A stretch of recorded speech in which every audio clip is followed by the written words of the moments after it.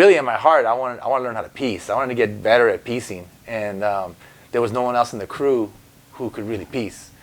So, and I ended up getting out of the crew just because of that. You know, I was like, yeah, I want to explore other stuff. You know what I'm saying?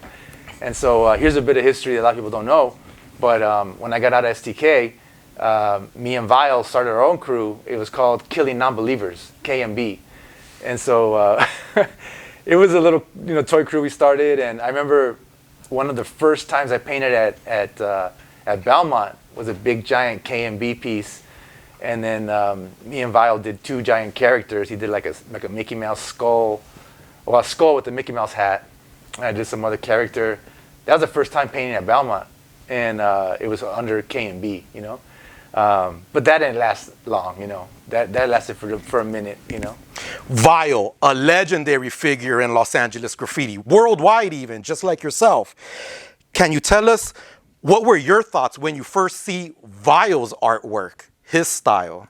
Yeah, so VYAL, you know, he's always been like super dope with the characters.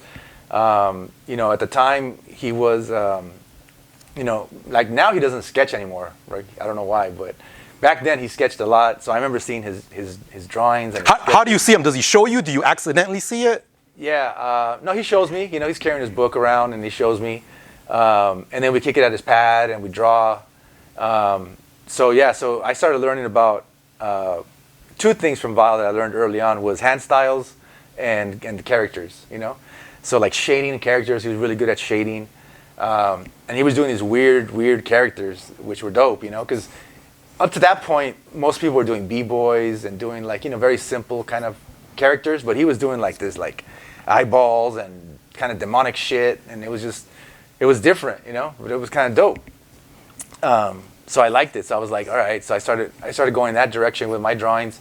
But then he used to do his little hand styles. He loves flaring. He showed me how to flare and how to tag my name and stuff like that. So, and you know, he's actually probably like a year or 2 younger than me, but he was already doing it. So, so at that time, you know, we were kind of like, you know, he was a little bit more advanced than I was because he'd been around it for a little bit longer than I had. And also because he was going to Century, where all these other writers were going. So he was getting all his influence from all these other writers. I was not, you know, at school, I was like, no one knew I was doing graffiti except like 2 or 3 people, you know what I'm saying? Was VYAL mostly drawing characters or his name? Yeah, VYAL was mostly doing characters. He did pieces, of course, but he was also changing his name, you know, like I said, like when he finally started writing VYAL, he was writing it VILE, and then he changed it to VYAL, and then he was doing VYL. He was always messing around with his names. But yeah, he was mostly like, from what I remember, he was mostly drawing characters and sketches like that, which to me were more interesting, you know, like he did letter forms, but that was cool. But we all had kind of like a similar style in terms of letters because the influence we had, it was just like what we were looking at down, you know, on the streets and stuff like that. So we didn't have any styles yet in terms of lettering, but he did have the styles back then from the get-go with characters. Do you recall how VYAL got his name? Or why he even changed it? You know what? I don't remember how he got his name, but it totally fit.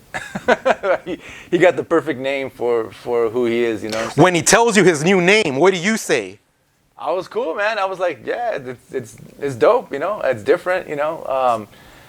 Yeah, it was weird because back then, you know, we were all kids, you know, we're all like 16 or whatever, and so things are going fast. Like things are happening, you know, it's not happening like sequentially, like one day this happens and it's just like you see someone one day and then like a week later you see them and then they change their name, or, you know, you hang out with them on one weekend and the next day they're at a party and they're like showing you their new tag or whatever. So it's hard to remember like exactly how things happened, but it was all part of like being in that environment, you know what I'm saying? Would you and VYAL go out writing together, bombing, mostly just doing pieces? How would you guys express your art? Yeah, so I mean, at first, I mean, we would just walk the neighborhoods. Obviously, we started in our area, Monterey Park, you know, Alhambra. We'd walk down the streets and just catch little tags. I remember we had this one thing that was kind of funny because, you know, back then it was hard to get caps, especially really skinny caps, you know, like we used to use odds and ends caps or tester caps. And those were the ones that we used to steal off of, like, you know, odds and ends cans or whatever. And when you get one that's really dope, really flare out, you know, you get a super skinny line. And I remember we would laugh because we would like hit up on poles or electrical boxes or whatever, and we'd battle to see who get the skinniest, tiniest tag.